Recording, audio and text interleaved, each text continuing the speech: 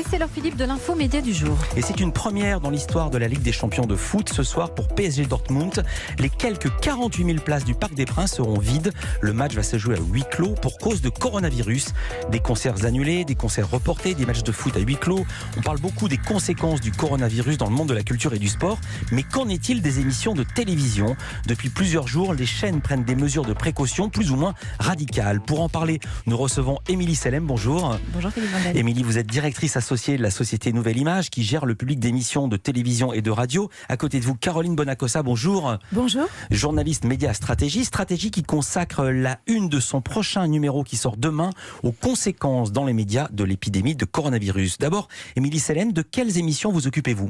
Alors on s'occupe de l'émission de Michel Drucker Vivement Dimanche, on a des jeux sur France Télévisions, Tout le monde veut prendre sa place, Slam sur France 3, Question pour un champion.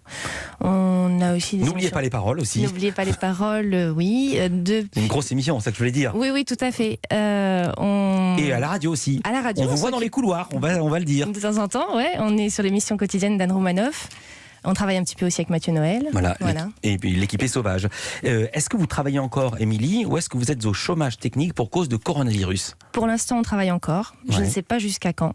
On a les jeux que vous avez cités se tournent par session. Ouais. Donc pour l'instant, on finit les sessions. On va jusqu'au bout. C'est-à-dire qu'on diffuse ce qui a été tourné. On tourne pour pouvoir diffuser. D'accord. Ouais, là, vous êtes en train de tourner en ce moment. Ouais. On tourne jusqu'à la fin de la semaine, notamment l'émission Slam avec Cyril Ferraud. On a tourné Tout le monde veut prendre sa place, je crois, jusqu'à la fin de la semaine encore aussi. Voilà, donc pour l'instant, on va jusqu'au bout. Et puis après, on verra. Juste un mot, vous savez combien d'avance sont ces émissions ? Je crois qu'on est sur des diffs de juin pour Slam. Pour Nagui, je ne saurais pas vous dire, j'y étais pas. Donc Slam, on est sûr qu'il y a l'émission de toute façon jusqu'en juin. Donc c'est beaucoup d'avance. Sur quelles émissions dont vous vous occupez, si tant est qu'il y en ait, le coronavirus, enfin cette crise-là, a changé les choses ? Il y a des mesures qui ont été prises sur les plateaux directement. Déjà, il y a des pompes de liquide hydroalcoolique partout, dans tous les coins de studio. On n'a pas encore mis les masques, parce que je pense que c'est très anxiogène, mais on fait signer des décharges aux gens. Jusqu'à il y a peu, ça présentait un intérêt.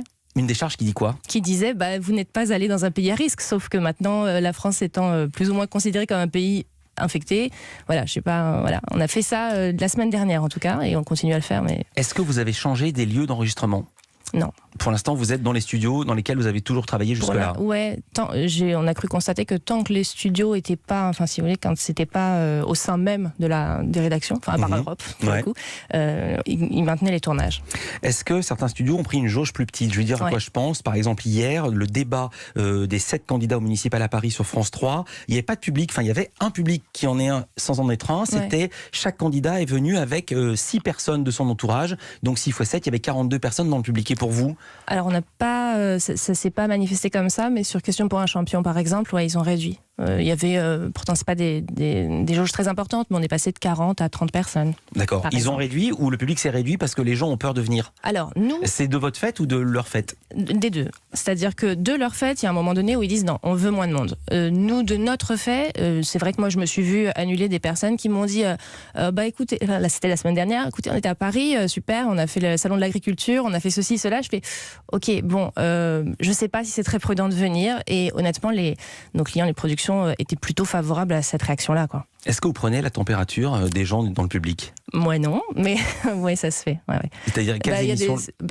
Chez Nagui le font, sur Slam on le fait. C'est les... Ah, vous non, vous le faites pas pour vous-même. C'est pas nous. Si, pour le coup, attendez, on n'a rien compris. C'est pas moi, Émilie Sellem, qui prend la température. Voilà. Non, mais c'est les agents de sécu responsables. D'accord. Donc qui prennent la température du public, de la prod. D'accord. De l'animateur, je crois aussi. Ouais. De tout le monde. Donc on sait au moins que Cyril Ferraud et Nagui sont en bonne santé. Et vous-même, est-ce que vous avez pris votre température avant de venir ce matin ?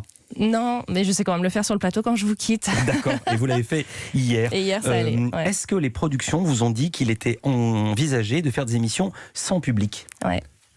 Oui. Là, il y a un plateau qui est reconstitué, ils refont le décor parce que le public faisait partie intégrante de l'émission et qui souhaite plus en avoir. Ça sera pour quelle émission ? Ça commence aujourd'hui. D'accord. Ouais. Et donc, on devait tourner à la fin de la semaine. Mais c'est ce que je vous disais tout à l'heure, on le comprend complètement dans le sens où c'est tourné chez Réservoir. Donc, ils ont peut-être pas envie. Je précise que ça commence aujourd'hui. C'est pas que ça commence aujourd'hui, c'est que c'est le nom de l'émission. Voilà, c'est l'émission et qui est dans les locaux de Réservoir Prod. Tout à fait. Elle enregistre. Ouais. Merci beaucoup. Est-ce qu'il y il est possible qu'on fasse des émissions qui ressemblent à l'émission telle qu'on le connaissait, mais avec un fond vert, on rajoute du faux public. Non, ça me paraît peu probable. Vous n'avez pas entendu cette hypothèse? Non. Et espacer les gens, est-ce que c'est possible? Espacer, c'est possible, ça dépend du décor. D'accord. Si vous êtes sur des gradins, vous pourrez espacer. Si vous avez c'est le cas sur Slam, il y a des coques. En fait, on peut pas mettre une coque sur deux, ce serait très très bizarre. Caroline, oui. On va faire un détail, on va rentrer dans le détail et faire une recension, mais en gros, quelles émissions ont déjà carrément renoncé à avoir du public à votre connaissance? Alors en fait, ça a été écrit, il y a eu des papiers notamment dans le Figaro et dans le Parisien. Téléfoot, C'est Canteloup et puis... Stade 2, ce sont les 3 émissions où effectivement en fait on a décidé de prendre ce qu'on appelle un public de proximité, c'est-à-dire des collaborateurs qui sont volontaires ou des enfants de collaborateurs qui viennent participer à l'émission. D'accord. On peut faire une recension des chaînes. France 5 par exemple, la grande librairie, ça continue? Oui, alors France 5, effectivement là maintenant il y a des directs et du coup France 5 a décidé de faire appel à ce public de proximité, donc c'est les amis de François Bunel qui nous appellent. Donc c'est les amis des proches qui viennent assister à l'émission et là effectivement comme le disait Émilie, on prendra quand même leur température et il y aura des gels hydroalcooliques. Il y a un portable qui sonne, je pense que c'est le vôtre. Je pense que c'est des gens qui sont très contents de vous entendre dans Culture Média. C'est ça. Et après là, la chaîne Canal+ a décidé là aussi d'appliquer des mesures. Donc effectivement, Click de Mouloud Achour, le Canal Sport Club, le Canal Football Club, l'Info du Vrai, là effectivement applique aussi des mesures pareilles en supprimant carrément le public. D'accord, mais pas en supprimant l'émission évidemment. Non. On continue la recension des chaînes avec vous, Caroline Bonacossa et Émilie Sell. La société La Nouvelle Image qui s'occupe de la gestion du public que vous voyez dans les émissions de télévision et aussi de radio. On a parlé des émissions de flux, Caroline Bonacossa. Il y a aussi des conséquences de ce coronavirus sur les tournages à l'étranger, des précautions prises par rapport aux reporters qui partent loin. Mais oui, parce qu'effectivement, il faut bien couvrir cette information et on les voit tous les soirs à la télévision, on les entend. Donc, par exemple, à France Télévisions, tous les départs d'équipes dans les zones où le virus circule activement ont été suspendus jusqu'à nouvel ordre. Donc, la Chine, Singapour, la Corée du Sud, la Lombardie, la Vénétie. Donc ça concerne des tournages hors info, couverture proprement du coronavirus. C'est-à-dire qu'ils partent faire les sujets coronavirus, mais aucun autre sujet. Exactement. Tous les autres sujets sont suspendus. D'accord, mais il n'y a pas un blackout sur l'info. À l'AFP ? À l'AFP, en fait, on leur demande de s'équiper des masques FFP2 et de lunettes de protection et puis effectivement des contrôles avec la médecine du travail à leur retour et des cellules de prévention qui ont été mises en place. Radio France, nos confrères de Radio France, on va être œcuménique. Oui, bien sûr. Et les déplacements sont réduits, pareil, à leur strict minimum et uniquement déplacements justifiés par la couverture de l'actualité. Et alors, s'ils partent quand même, est-ce qu'il y a des mesures particulières ? Là, je pense à Arnaud Miguet et son caméraman Gaël Caron qui sont toujours, j'arrive jamais à le prononcer, Wuhan, c'est un H qu'il faut prononcer comme un R. En Chine, on les voit tout le temps avec le masque sur le visage. Comment ça se passe ? Mais oui, ça fait plus de 50 jours qu'on le voit tous les soirs à l'antenne sur France 2, exactement. Et donc, effectivement, lui, il a un suivi tout à fait particulier et des mesures ont été prises et puis il a eu effectivement la chance de ne pas être touché. Comment ça se passe sur BFM TV ? Quoi qu'on le sait un peu parce qu'ils mettent en scène les précautions qu'ils prennent. Je ne sais pas si vous avez vu le sujet sur BFM TV. Comment ça se passe chez eux ? Racontez. Alors en fait, ils portent un masque et des gants aussi et on leur a demandé de respecter une distance de sécurité d'1 mètre, ce qui peut sembler effectivement du bon sens, mais une mesure tout à fait intéressante. Ce qu'on fait dans ce studio. Voilà. Comment ça se passe pour ceux qui reviennent de tournage ? Est-ce qu'ils ont une quarantaine imposée ? Alors, prenons le cas par exemple de Laurent Biliolas qui était allé en vacances à Venise. Ouais. On l'a tous vu, il a été remplacé par Damien Thévenot parce qu'il y a eu un doute au moment où Venise était où les gens qui revenaient de Venise étaient en quinzaine. Il est resté combien de temps en quarantaine ? En 14 quatorzaine Bignolas? 14 jours. 14 jours, il a fait les 14 jours. Sur BFM et sur les autres? En fait, on demande aux reporters de rester confinés pendant 14 jours après leur retour de reportage et il y a une désinfection méticuleuse de tout leur matériel. D'accord. Il y a eu des annulations de tournage d'émissions, notamment sur France 4, Caroline.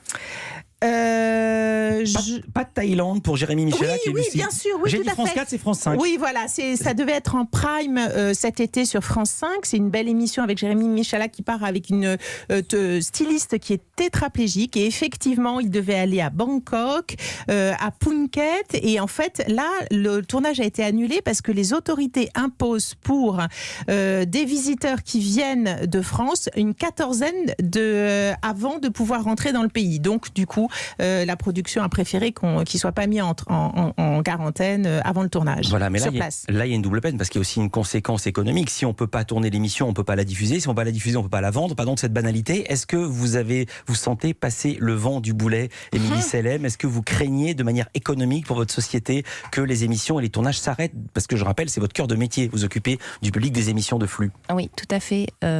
Oui, enfin, il y aura des conséquences sur notre travail. Les émissions, à mon avis, peuvent continuer à tourner sans public, avec des réaménagements. Bien sûr, mais pour vous? Nous, directement. On sera impacté s'il n'y a pas de public, il n'y a pas de la nouvelle image sur les plateaux. Et comment ça se passe? Est-ce qu'il y a des assurances qui sont prévues pour ça? Ou est-ce que ce cas est tellement exceptionnel qu'il n'était pas prévu dans les cas d'assurance, justement? Alors, nous, en tout cas, moi j'ai un producteur qui m'a dit en début de semaine dernière, mais tu as fait assurer ton chiffre d'affaires et tes marges. Je ne savais même pas qu'on pouvait faire assurer son chiffre d'affaires et ses marges. Donc non, c'est trop exclusif pour qu'on ait anticipé, honnêtement. D'accord. On sait qu'on va, a priori, avoir des aides de l'État. Comme le chômage partiel, ou des étalements sur les charges sociales, etc. Voilà, ça va être mis en place. Honnêtement, je vous parle sans avoir les infos précises, mais c'est ce qui se dit. D'accord. Quand on appelle la compta pour se renseigner. D'accord. En gros. Après, s'il n'y a pas de public, nous on est en chômage. Chômage technique. Ouais, chômage technique. D'accord. Vous êtes une société qui emploie combien de personnes? On est une dizaine. Combien vous êtes à Stratégie, Caroline Bonacossa? Alors, dans la rédac pure, une dizaine. Voilà. Et vous avez peur? Moi j'étais en quatorzaine, par exemple, un retour de Venise. D'accord, et tout va bien. Donc et tout évidemment, va très bien. Vous êtes ici. Je rappelle que demain, la une de Stratégie, c'est les conséquences du coronavirus dans les médias. Merci beaucoup Caroline Bonacossa, vous êtes spécialiste médias à Stratégie. Et merci beaucoup Émilie Sellem, directrice associée de la Nouvelle Image, société qui gère le public d'émissions de radio et de télé. Merci d'avoir été avec nous en direct, sans fièvre, dans Culture Média.